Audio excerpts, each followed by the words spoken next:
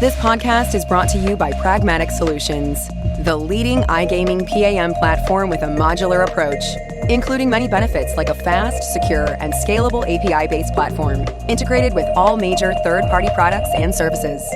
Make sure you head over to Pragmatic Solutions and join our smart thinking.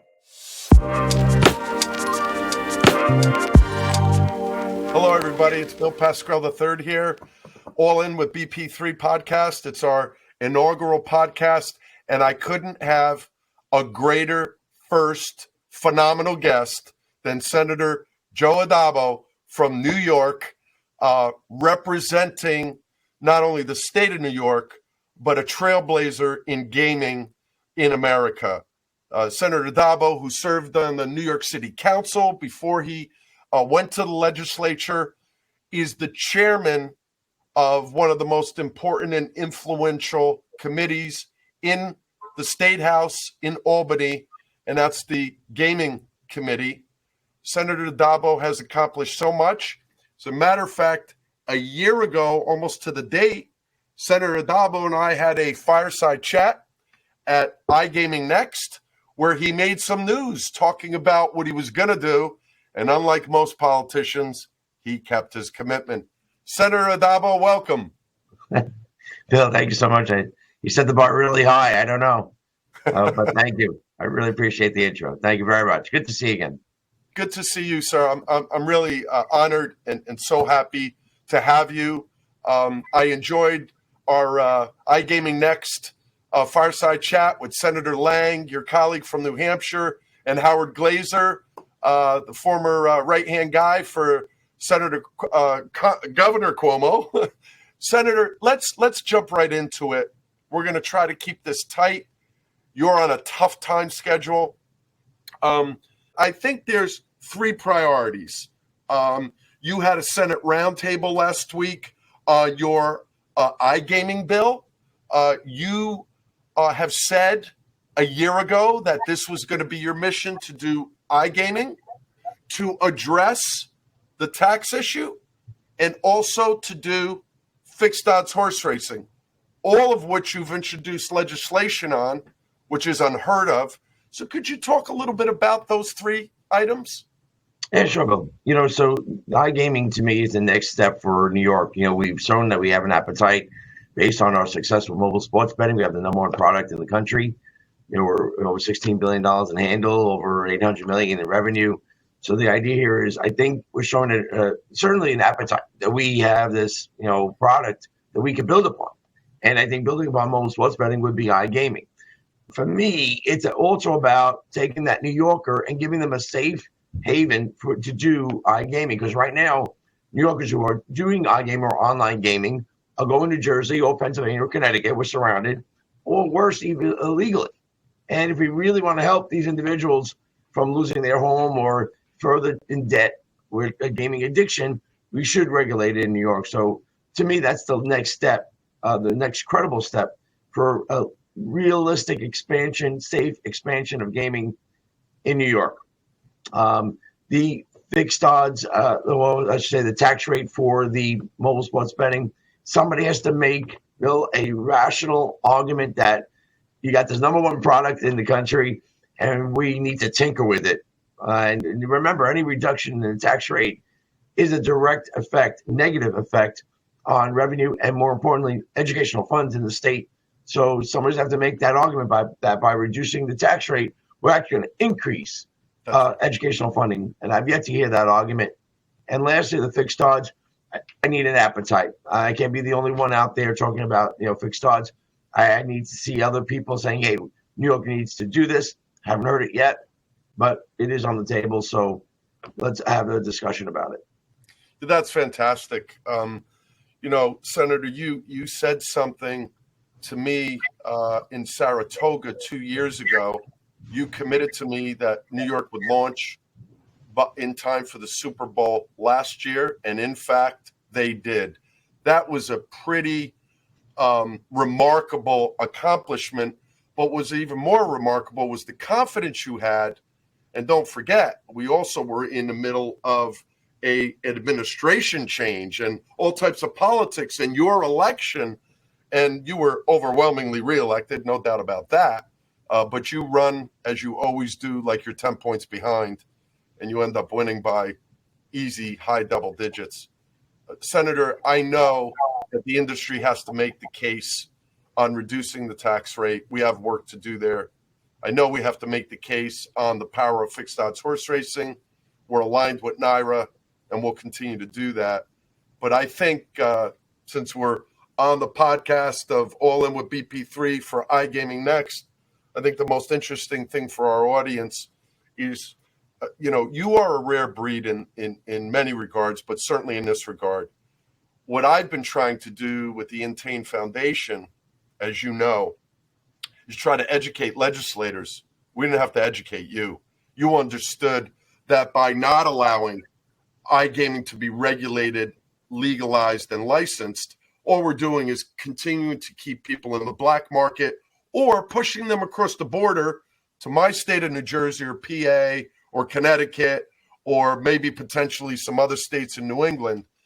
We only have 6 states, as you know, Senator, in the nation that have iGaming, poker, and casino, plus Nevada, which I was just at a week ago, trying to get them to do iGaming. They do iPoker only. They don't do iGaming, even the state of Nevada. And as you know, one of the big counter arguments that has never been proven correct is cannibalization of the retail brick and mortar industry. But what you said makes my day, makes me smile, gives me energy, is that you understand that this is the best way to impact responsible gaming, prevent gambling addiction, and take things out of the dark cloud and the black market and bring it back in and create tax revenue and create jobs. Do you feel relatively positive that something can be moved this year? Or do you think this is a multi-year approach? It took us 3 years to do the mobile sports betting, Bill. And, if you're going to build something strong, you have to have a strong foundation. So here we are. We're building a foundation for iGaming in New York. It's going to happen. iGaming in New York is not a question of if, but when. It's going to happen. We're going to need the revenue. We're going to want to save people from an addiction. So we put, $11 million in the iGaming bill for addiction purposes. We put the 12 or so safeguards to make sure that we are protecting our New Yorker, who right now is in the shadows with iGaming and online gaming because we don't know who they are. They're not doing it in New York, obviously. If they are, it's illegal. So, the idea is we are laying the foundation for either this year or next year, but it's going to happen. And the money from iGaming or online gaming is going to eclipse what we're already doing for mobile sports betting. I got my estimation is that we're going to be far beyond the numbers in terms of handle, in terms of revenue that we're already doing for mobile sports betting. But it's great because I have a great team, Bill. This doesn't happen organically. It's a lot of work, working with the Gaming Commission, working with my team up in Albany. It's working collectively to make sure, so we got mobile sports betting up and running before the Super Bowl. That was important. But it's a partnership. I have a great team to work with. I love working with them. And the idea is we have that same camaraderie going forward with iGaming, talking to people in the industry, talking to Native Americans, talking to, again, everyone wants this to happen in New York, and it will happen. It's funny.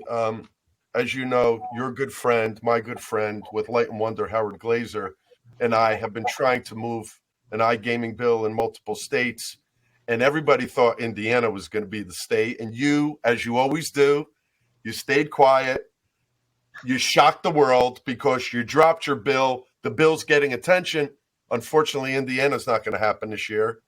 It looks like there may be a chance that New Hampshire goes, but they're in the early stages.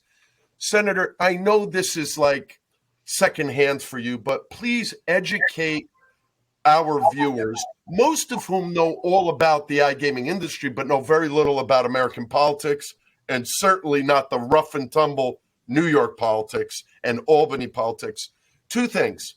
Talk about what's in the bill, the tax rate, what the bill authorizes, and the process. We need to understand at a very granular level because most people don't, sir.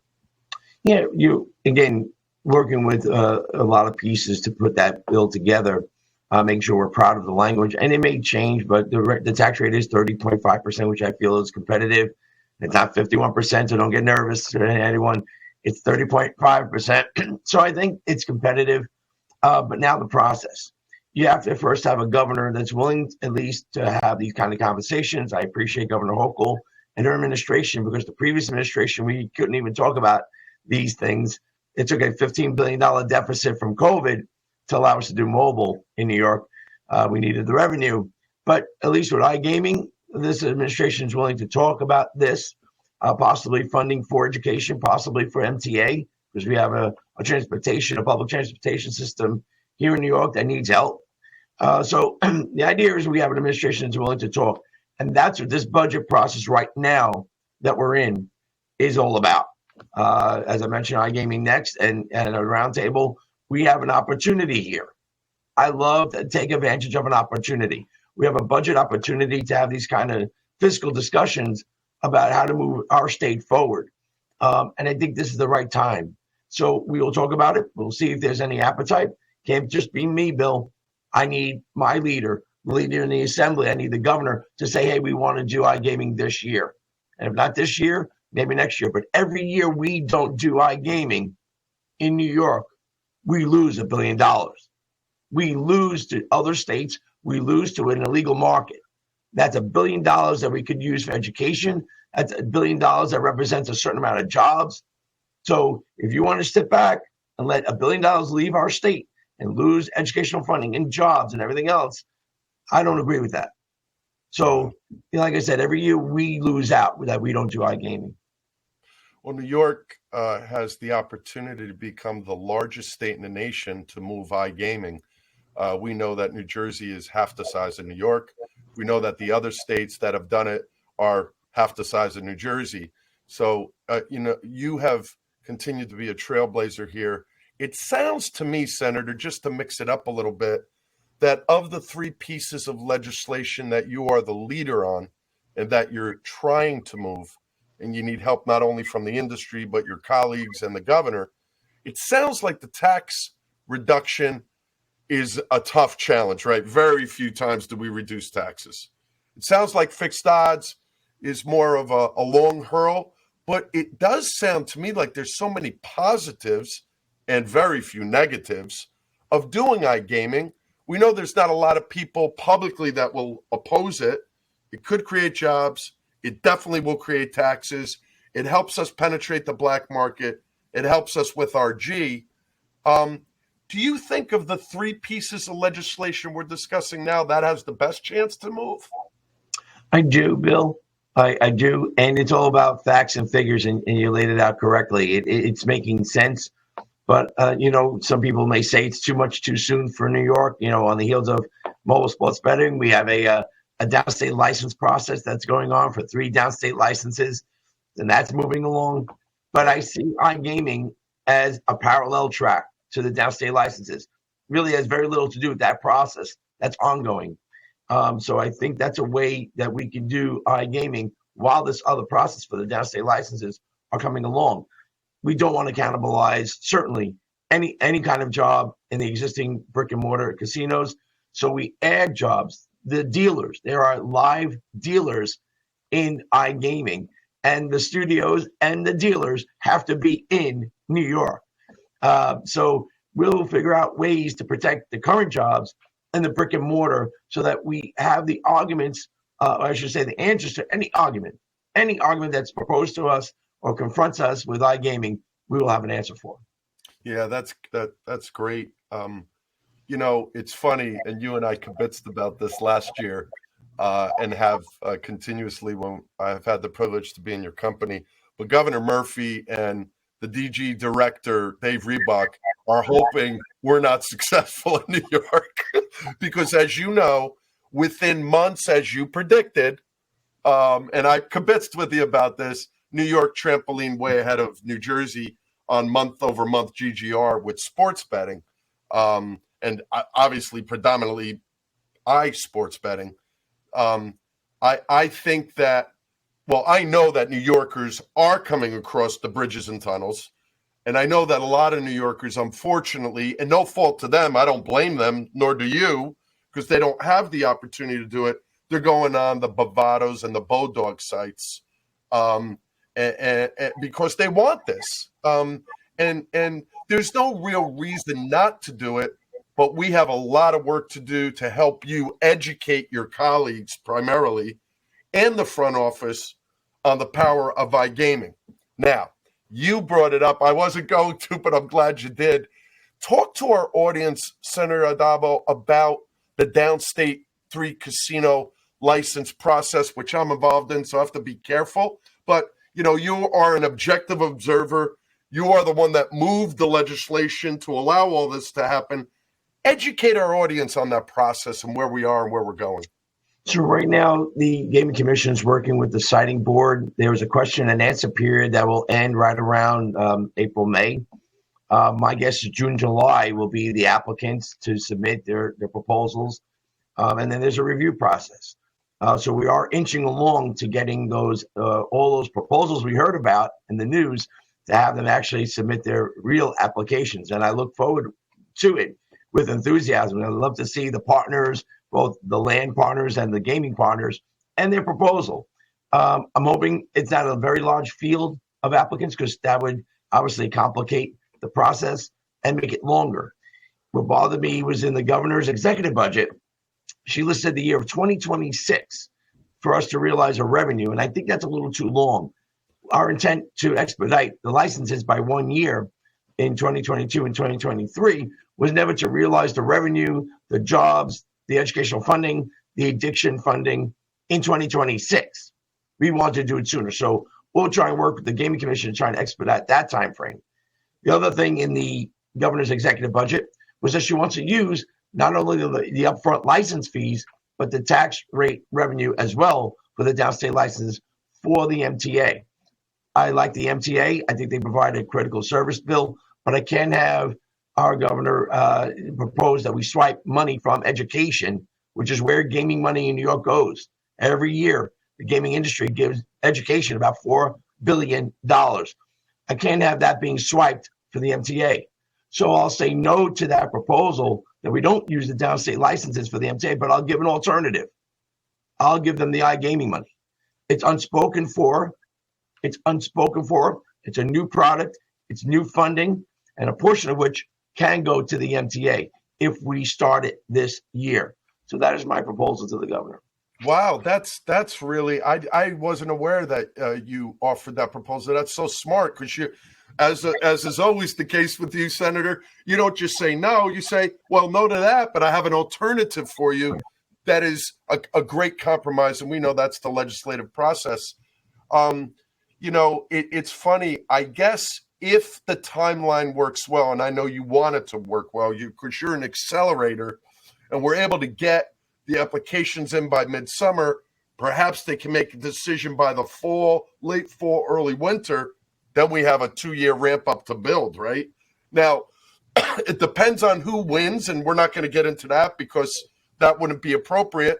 But there are some applicants that already have existing brick and mortars up already, and perhaps that is an accelerator. But I'm glad that you're all about trying to move the governor's executive budget proposal from 26 to maybe 25 if possible, because there's so many people dependent upon what you're trying to do. It's not just about providing more gambling opportunities. It's about creating revenue to help your constituents.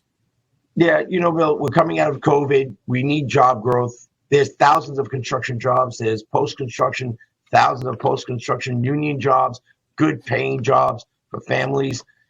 We need that. We need the revenue. We're not getting the federal help that we got during COVID, the billions of dollars. It's not a birthday gift. We don't get that every year. So we're going to need revenue for the out years that we're going to be facing tough financial decisions in New York. We need revenue. So this is not a light switch where you flick it on and hundreds of millions of dollars and billions of dollars roll in. Whether we talk downstate licenses or whether we talk iGaming, it's going to take a moment to ramp that up. We work on that now. So the sooner we work on it, the quicker we get to realize the benefits. It's rational thought. That's all I'm looking for is rational thought, a rational conversation, how we can safely and expand and regulate gaming in New York for the benefit and safety of the New Yorkers.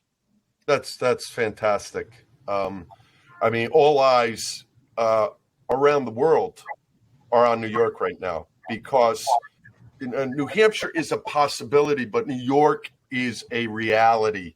It's going to happen. As you said, it's not a question of if, but when. And I think we owe it to you as the industry to try to work harder to help provide the data, the information, the experiential value so that you can educate your colleagues on why this is so important to do. Because every day that goes by that New York doesn't have iGaming, states like New York and Pennsylvania and Connecticut are benefiting from it. And the other issue, which I've been trying to get our governor to pay a little bit more attention to, is the downstate casino issue directly impacts New Jersey.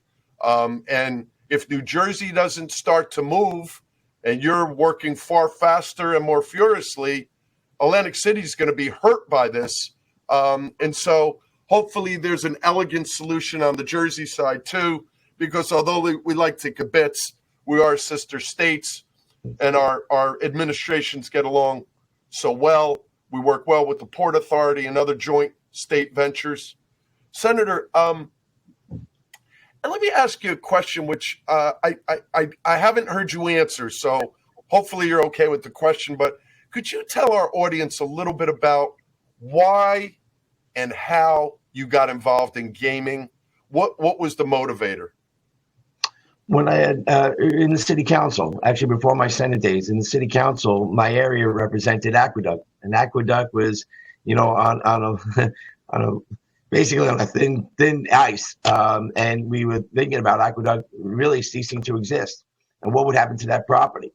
And we were very concerned because it's nestled in the community of Ozone Park, my hometown.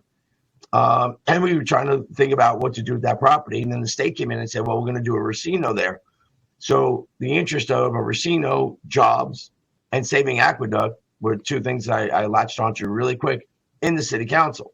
So we didn't have direct jurisdiction over it, but I tried to insert as much input as I could as a city council member locally with that project. And then I got elected to the Senate in 2008, served in 2009, and now I'm in the midst of this whole racino being created at Aqueduct. The first process was a failed process, as you know, Bill, under Governor Patterson. But, we thankfully we worked through it, and now we see Resorts World. And 11 years later, Resorts World being a very good neighbor and very successful gaming site.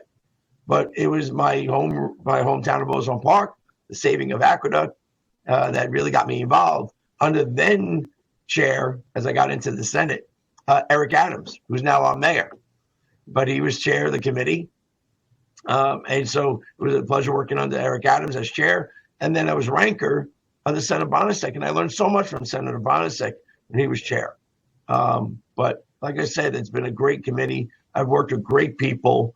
And to me, it's about the revenue and the jobs, education, but it's about how to help someone with an addiction. And unless you regulate the gaming correctly in New York, we really can't help people if they have an addiction. And I give a lot of credit to Oasis, our department, Office of Addiction, Substance Abuse. Working with them has been great, trying to help, like I said, people with an addiction, or more importantly, Bill, before they get the addiction. Before they get, it's so important that early intervention, that early detection of a person on their way to addiction. And I think the safeguards that we did in mobile sports betting and the safeguards that we have in our iGaming bill, we seem to help people before they get the addiction. And that's great. Prevention, as we talked about with Martin Litchka from Entain. And thanks to you and Shannon in your office, you introduced us to Oasis, and we've been having good conversations with them. Senator, excuse me, as we're wrapping up here, I would really like if you could use this opportunity to educate us, the industry. What do we need to do better? What should we be more focused on in hopes to help you move these verticals? Yep. Bill, when you have such a great argument, whether it be with facts and figures or whether it be the principle of helping others with an addiction, it really is to get to the leadership. I can't do it alone, certainly, and I don't. I'll never take credit for anything other than the fact that we put people together and we work together to go forward. But the industry, those who want to partake, New Yorkers who want this, reach out to your elected officials, reach out to the governor's office, tell them, hey, we really need this. This is a rational move for us to regulate iGaming in New York or whatever it may be, but we need this in New York for the sake of New Yorkers. And I think we have a governor right now, like I said, is a very rational thinking governor who is willing to have these conversations. That's great. So I really do expect and hope that the industry and those interested parties can get to the governor and say, hey, I think we need to talk about this further down the road in more detail to advance it and move it along. Wow. Thank you very much. That's great advice. I'm glad you're saying it because I've tried. People are going to listen to you. Ladies and gentlemen, I want you to understand that Senator Joe Addabbo is unique. He's special. He's unlike most New Yorkers. He has a lot of humility. He's a humble man. He's accomplished a lot. The iGaming community, the gaming community owes him a lot. And I want to thank you, Senator Addabbo, for being here. I know that people are going to continue to reach out to you, and we're hoping that this podcast is a way to get our message out there to the industry. Thank you, sir. All the best to you and your family, and I look forward to seeing you soon. Me too, Bill. Thanks always for the opportunity and the kind words. Really, thank you so much. All the best to you, Bill. Thank you. Thank you, sir.